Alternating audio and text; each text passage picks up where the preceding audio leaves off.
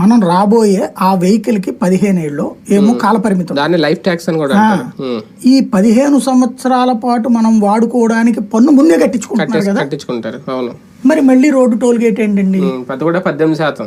సరే హైవే వాడేసాడంటే ఒక అర్థం ఉంది, ఎందుకు ఈ రోడ్లు కాదు కదా అనేసి. కానీ ఈ డబ్బులు వచ్చేది రాష్ట్రానికేగా. అవును. మరి ఈ డబ్బులు రాష్ట్రానికి వస్తున్నప్పుడు రాష్ట్రం మళ్ళీ మన దగ్గర రోడ్డుకి టోల్ గేట్లు వేస్తాము, గుంటలు పోర్చడానికి డబ్బులు లేవంటాం ఏంటి? నెంబర్ 1. నెంబర్ 2, సెస్ అని వేస్తున్నారు పెట్రోల్, రోడ్ ట్యాక్స్ అని వేస్తున్నారు, రోడ్డు సెస్ అని. మరి ఆ డబ్బులు ఏం చేస్తున్నారు? ఈ రెండు కలిపితే అసలు సింపుల్ కదా. కానీ ఇది అడిగేవాడెవడు, మాట్లాడేవాడెవడు, ఎంత వస్తుందో జగన్కి తెలియదా? అడగడం చేత కాదు, ఎందుకంటే తను చేయలేదుగా. తను చివరిలో చేసుకొచ్చాడు, రోడ్లు వేసాడు. ఇప్పుడు ఇక్కడ రోడ్లే వేయట్లా, ఇది ఇప్పుడు గుంటలు పూడుస్తున్నారు. కానీ అదేదో జేబులో నుంచి ఇస్తున్నాం అన్నట్టు ఫీల్ అవుతున్నారు. మనందరి దగ్గర వసూలు చేశారు. అదే కాకుండా మళ్ళీ రోజు పెట్రోల్ మీద కూడా వేస్తున్నాం, కడతాం రోడ్డు సెస్.